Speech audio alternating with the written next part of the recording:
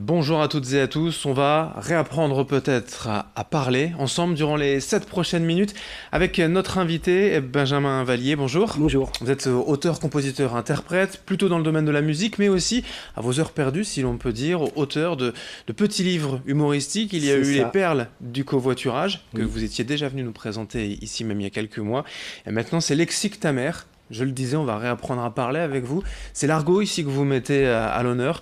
Quelle était l'ambition de départ en écrivant ce petit ouvrage ? Alors l'ambition de départ, c'était déjà de me faire plaisir, puisque comme vous le disiez, voilà, moi j'écris des petites chansons habituellement, et puis je m'essaye à d'autres pans d'écriture, donc notamment des petits livres humoristiques comme ça. C'est vrai que le tronçon de mes livres, c'est souvent la langue française et teintée par une note d'humour, enfin j'espère.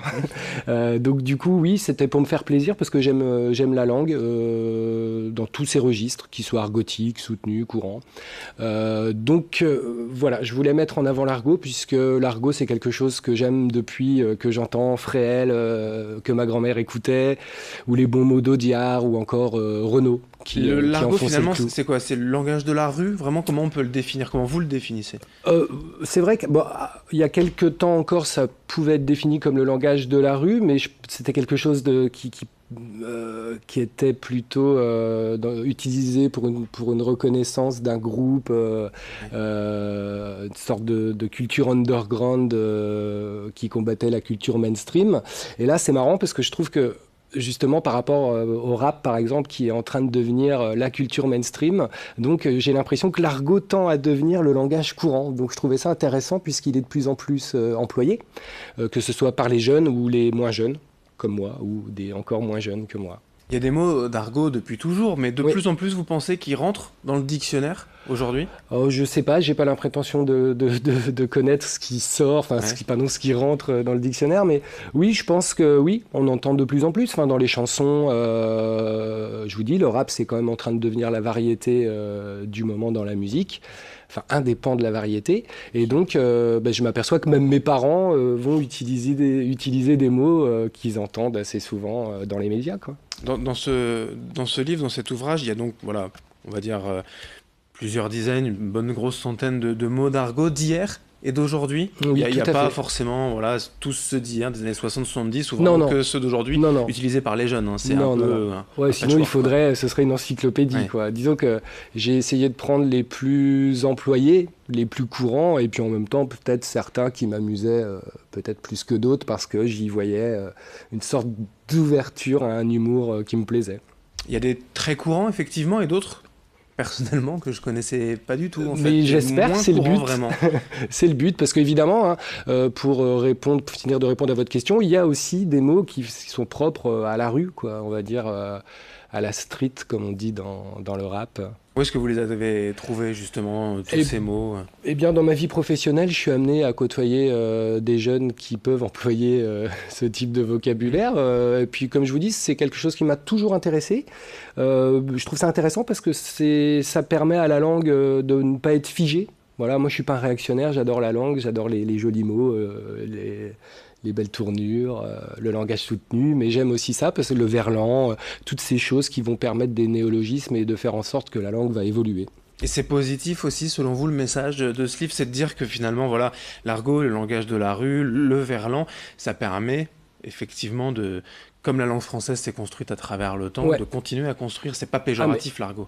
Non, enfin, vraiment, faut pas être fermé et réactionnaire. Enfin, faut s'ouvrir, quoi. Parfois, je m'aperçois avec les jeunes avec lesquels je travaille que je vais partir de leur vocabulaire pour rentrer dans des synonymes, des choses comme ça qui vont faire en sorte, qui vont étoffer leur vocabulaire. Donc, c'est intéressant. C'est ce qui est aussi finalement dans ce livre, c'est que pour chaque mot d'argot, il y a une définition où le langage est peut-être, effectivement dans la définition plus soutenu. Oui. Ce n'est pas un livre, que pour les plus âgés qui vont découvrir des mots, c'est aussi pour les jeunes pour dire finalement, découvrir des synonymes de leur langage à eux. Quoi. Exactement, c'est là où c'est intéressant, où ça reste assez, somme toute, grand public.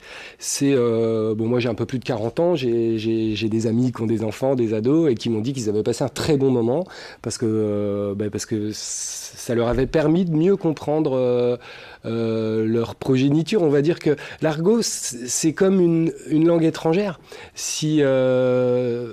Et donc, si vous la comprenez pas, vous pouvez pas vous entendre avec la personne qui l'emploie. On peut pas se comprendre. Et là, l'idée, c'est de rapprocher, c'est la vocation sociétale du projet, c'est de rapprocher les générations, faire en sorte qu'elles se comprennent pour qu'elles s'entendent. Et c'est vrai que je voulais pas faire quelque chose d'unilatéral, c'est-à-dire que dans le sens des adultes vers les plus jeunes, je voulais faire en sorte aussi que ce soit quelque chose qui puisse faire marrer les jeunes, quoi. Et vous vous êtes pas freiné sur certains mots qui peuvent être plus grossiers ou plus vulgaires que d'autres quand même? Non, pas du tout.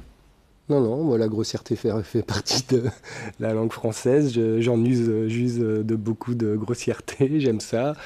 Non, moi j'aime vraiment la langue dans tout ce qu'elle a à nous offrir, et notamment la nouveauté qu'elle peut nous offrir aussi. J'adore inventer des mots, faire des néologismes, c'est quelque chose qui me plaît beaucoup.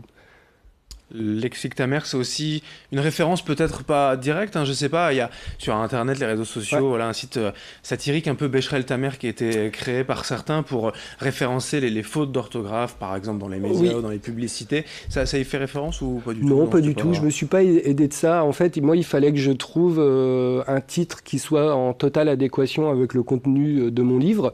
Donc, c'est-à-dire la langue, le vocabulaire, l'argot, et donc lexique ta mère, on a le jeu de mots avec nique ta mère qui est quand même une expression d'appellation plus ou moins entrée dans les mœurs finalement. Exactement. Qui est vulgaire, effectivement, mais ça. qui est rentrée. Il fallait quelque chose qui fasse sens à la première lecture. Donc lexique, ça veut dire ce que ça veut dire. Ça veut dire qu'on va avoir affaire à un panel de mots certains. Et voilà, lexique ta mère, il y avait le petit jeu de mots. J'ai longtemps cherché pour trouver ce titre. À la base, je voulais faire un truc très bête, bête et méchant, dico d'argot. Et puis finalement, ça m'est venu comme ça. Et avec la maison d'édition, on a trouvé ça intéressant. Et voilà. Et ça s'appelle donc Lexique ta mère, on le rappelle, chez Fortuna Édition. N'oublions pas de le préciser, signé Benjamin Vallier. Voilà, pour tout savoir ou presque de l'argot, du langage d'aujourd'hui. Merci d'être venu sur ce plateau pour tout nous expliquer de l'argot. Merci à vous de nous avoir suivis. Dans un instant, à suivre vos prévisions météo, puis d'autres infos, bien évidemment, dans vos prochaines éditions.